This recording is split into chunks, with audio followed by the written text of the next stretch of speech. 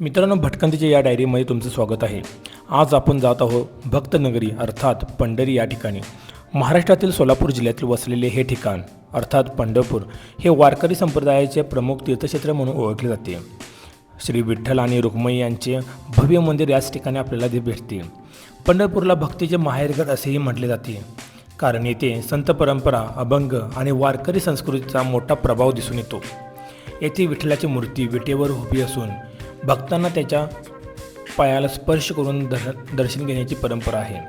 या ठिकाणाच्या या क्षेत्राच्या पवित्रेमागे पुंडलिक यांच्या भक्तीची कथा सांगली जाते.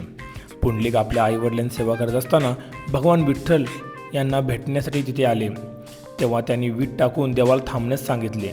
तेव्हापासून देव विटेवर उभे आहेत असे मानले जाते.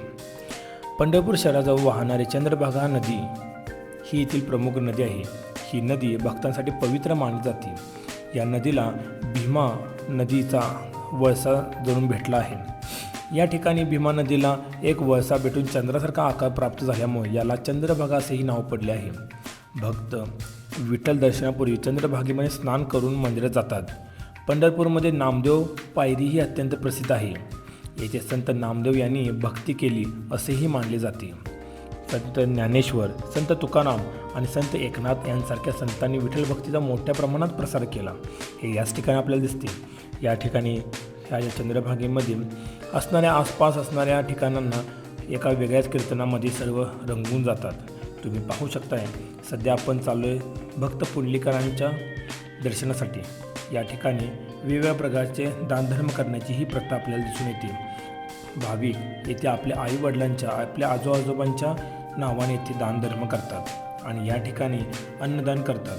अन्नदान हे श्रेष्ठ दान असे मानले जाते आणि हे आपल्याला येथे ओळख होऊन जाते. या ठिकाणी असणारे भरपूर लोक आहेत जे की भीक मागून किंवा दानधर्म करून या ठिकाणी राहतात. भरपूर लोक असे आहेत की त्यांना भक्तिभावाने या ठिकाणी दानधर्म करतात, देवाच्या आद्य पूजा करतात. हेच ठिकाण आहे जे पंढरपूरमधील चंद्रभागा, जे की पुंडलिक घाट असेही म्हणले जाते. तुम्ही पाहू शकताय भक्त पुंडलिकांची मूर्ती आणि समोर असणारी एक मूर्ती. भक्त पुंडलिकांचे दर्शन घेऊन आता आपण पुढे जातोय. दरवर्षी आषाढी एकादशी आणि कार्तिक एकादशीला पंढरपूरमध्ये भव्य अशी वारी असते. या वारीत लाखो वारकरी पायी चालत विठ्ठल दर्शनासाठी येतात. आळंदी येथून संत ज्ञानेश्वर महाराजांची पालखी आणि देहू या ठिकाणाहून संत तुकाराम महाराजांची पालखी पंढरपूरला येते. वारकरी ज्ञानोबा तुकाराम असा गजर करतात, टाळ मृदुंग वाजवत आणि अभंग गात पंढरपूरला पोचतात.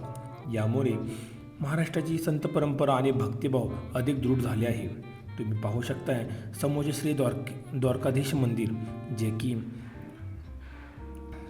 की सिंधिया संस्थानातून बांधलं गेलं आहे.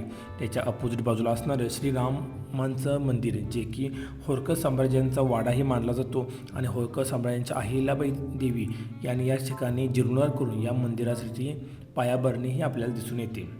होळकरांचा हा वाडा सोबत असणं हे राम मंदिर तुम्हाला एका वेगळ्या दुनियेत घेऊन जाईल.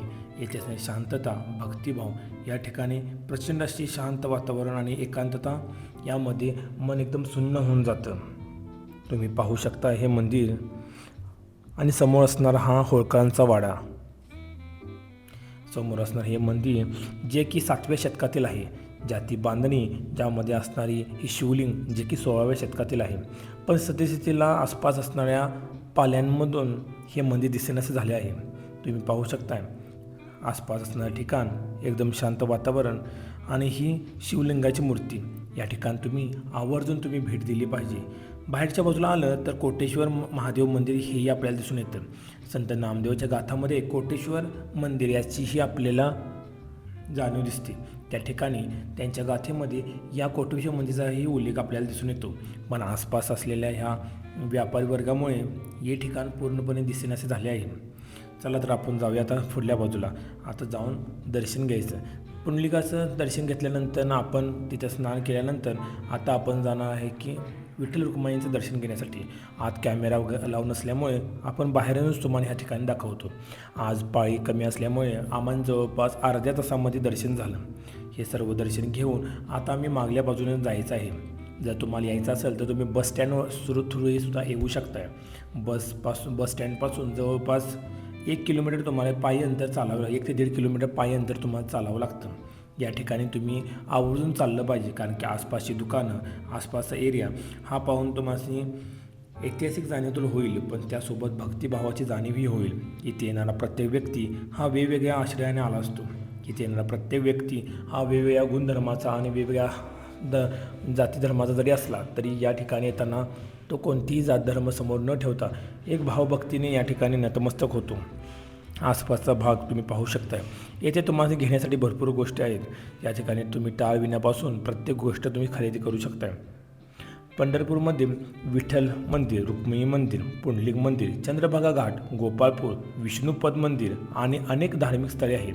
या ठिकाणी वर्षभर भक्तांची गर्दी असते. पंढरपूर हे केवळ धार्मिक स्थळ नसून ते भक्ती, संत परंपरा, वारकरी संस्कृती आणि अध्यात्म याचे केंद्र म्हणून ओळखले जाते.